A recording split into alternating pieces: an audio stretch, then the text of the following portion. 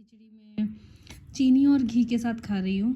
तो ये आप देख सकते हो, घी घर का बना हुआ घी है, वही लेती हूँ मैं, बाहर वाला बहुत कम यूज़ करती हूँ। इसको करेंगे मिक्स और बस खाएंगे। हाय गाइस, कैसे हो आप लोग? आई होप सब लोग बहुत अच्छे होंगे, बहुत मस्त होंगे। हम लोग भी अच्छे हैं।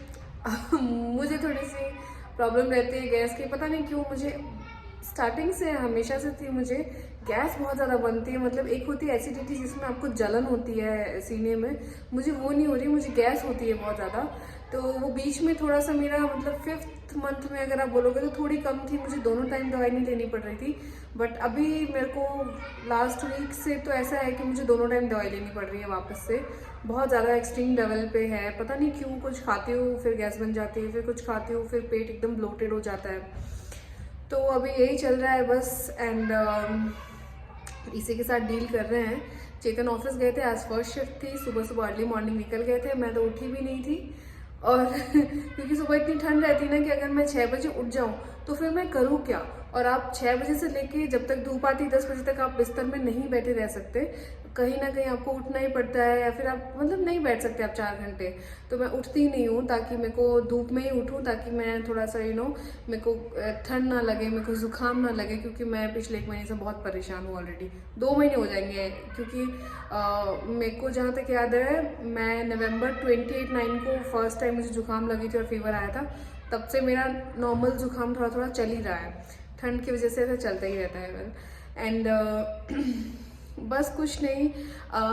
मैंने अभी ना वो जो हलवे वाला व्लॉग बनाया था उसकी कमेंट्स में पढ़ रही थी, तो उस पर इतने सारे कमेंट्स थे कि बहुत अनहेल्दी है, इतना सारा घी खा लिया। तो मैं आप लोगों को बता दूं कि वो सारा एक साथ नहीं खाया था, और मैंने बनाते टाइम बोला था कि मैं इसको स्टोर करके रखूंगी, 2-4 दिन में थोड़ा थोड़ा खाऊंगी। तो वो एक साथ खाया नहीं मैंने, और 1 चम्मच खा लिया। मतलब ऐसे ही खाते हो ना प्रेगनेंसी में, आप किसी भी चीज़ को एक साथ बैठ के नहीं खा सकते हो, थोड़ा थोड़ा सा खाते हो, थोड़ा थोड़ा सा करके खाते हो। तो मैंने 1 चम्मच गर्म करके खा लिया, फिर उसको रख दिया, फिर ऐसे करके खाया था। तो वो जो 1 चम्मच घी डाला था बस, उसमें बहुत ज़्यादा भी घी नहीं था। मतलब गाय का घी था, और हम मारवाड़ी हैं, हम यूजुअली भी घी बहुत खाते हैं।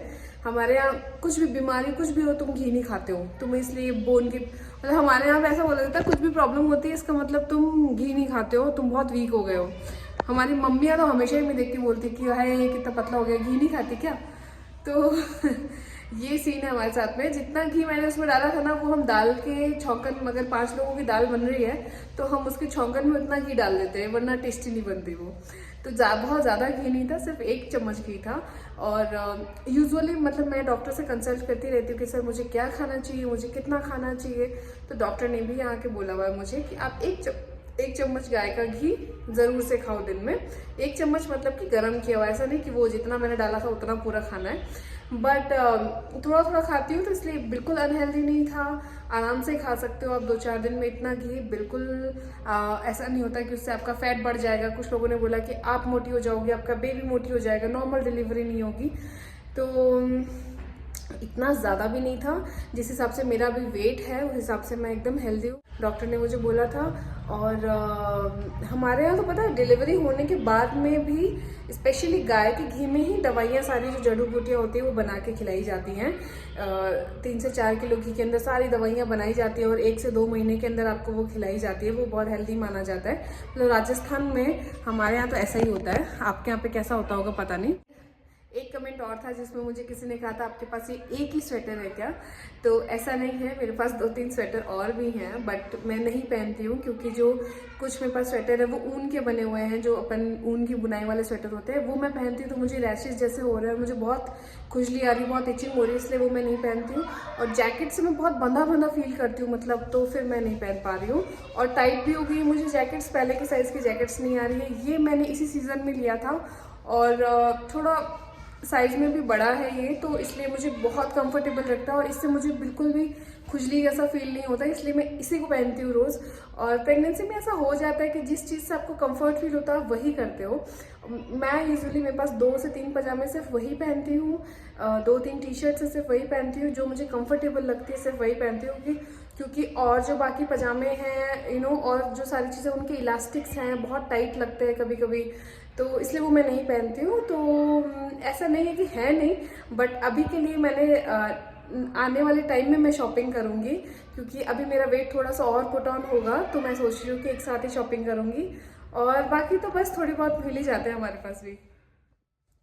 तो मैं हो गया हूँ रेडी, आने के बाद नहा लिया हूँ और अब मैं हो गया हूँ फुल ऑन एकदम तैयार। अब बस खाने की है तैयारी। मोनिका ये क्या लेके आई है? ऊपर से योजना दीदी है, उन्होंने भेजा है। अच्छा। भैया बहुत अच्छा, बहुत टेस्टी पास्ता बनाते, तो आज हाँ उन्होंने मैंने पास्ता- न्यू ईयर पे टेस्ट किया था, बहुत ही ज़बरदस्त था। हाँ, तो आज उन्होंने बोला था मुझे कि पास्ता भेजूंगी, व्हाइट सॉस पास्ता है। वाह यार मतलब आई एम सो लकी कि ये लोग मुझे मिले यहाँ पे।